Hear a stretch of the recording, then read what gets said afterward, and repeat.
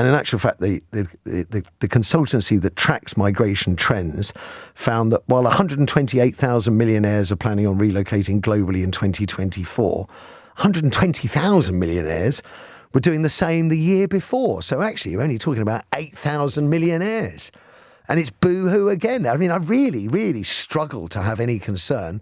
Maybe my guest, Professor Richard Murphy, will be different. I suspect he probably won't. Professor of Accounting Practice at Sheffield Uni and Director of Tax Research UK. Morning, Richard. Always a pleasure. Morning, Matthew. We're both at work at 8:25 on a Sunday morning. Yes, indeed. When's the day off? Carry on. I do get my days off during the week, though. I can't complain. It's a lifestyle choice, though. Less money, but more family time. Lifestyle choice. Do you have any tears for our hard-done-by millionaires in the UK? Look, let's just stand back for a moment and see who wrote the report on which this report is in turn based. And it was a firm of estate agents, let's be blunt. And what do estate agents want people to do? They want them to move. And so this estate agency is saying 1/6 of the millionaires in the UK are going to leave the country, and they must be rubbing their hands with glee at the thought of all those fees they will get if they sell their properties. So I would suggest that we take the report with a certain degree of skepticism.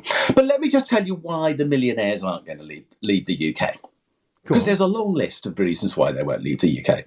Their parents are here, their children are at school here, all their friends are here, their golf club is here. They, or their children, or their spouse can't speak any language but English, and therefore integrating somewhere else is going to be very hard. They can't afford a house in one of our tax havens, Jersey, Guernsey, Isle of Man, Cayman, wherever else, because if you've seen the prices there, they make Chelsea look cheap, and that's absolutely true. And then they also probably won't get a work visa because of Brexit in the places that are being advertised by this agency. And just chuck in the last point, medical insurance in those countries is going to be phenomenally expensive because we're not in the European Union anymore. So let's leave tax out of this. I have taken part in discussions on relocation and taxation for many years. I've given evidence to the House of Lords on this issue. And I remember once doing so, literally sitting in front of their lordships.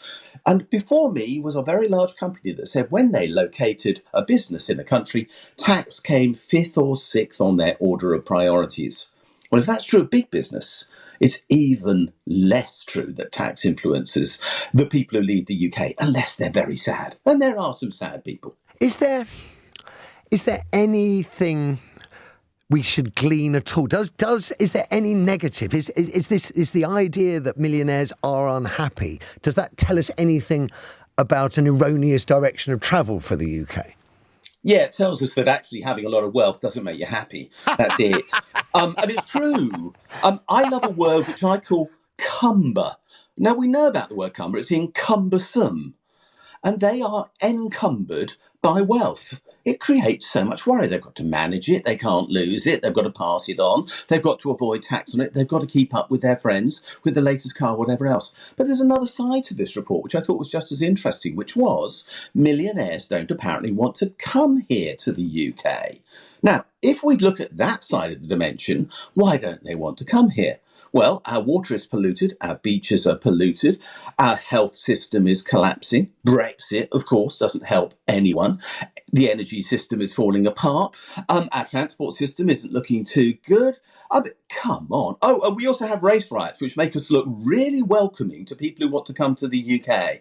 Why are all of those things happening? Because our government isn't doing enough to help people in this country to deliver the services we want. So, of course, we're unattractive to people who might have wanted to come here, but people aren't going to be leaving. This is all a load of baloney. OK, one last question.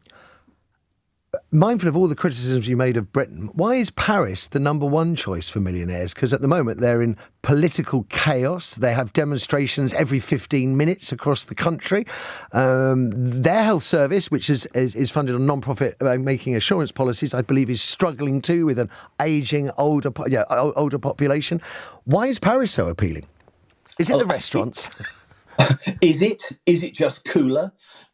Or what? Look, I don't know. And honestly, for decades, we relied on London being the coolest place to be. And I think that's important. And now perhaps London isn't quite as cool and people are trying Paris. I don't really get it again. You can get to Paris very quickly if you live in London. I can get to Paris. You can get to Paris if we've got the cash to spare. And the rich have. I don't get it. Do you know, the idea of trendiness, there might be something in that, because I'm looking at this. Paris, number one. Berlin, which is super trendy at the moment, is number two. Barcelona, which has been trendy since the Olympics, really, is number three. Vienna and Madrid, 4 and 5. I'd say Madrid is my favourite capital city. It's a lovely place to be. So, yeah, maybe it's just trendy. It's always lovely talking to you, Professor Richard Murphy. Have a great weekend as well.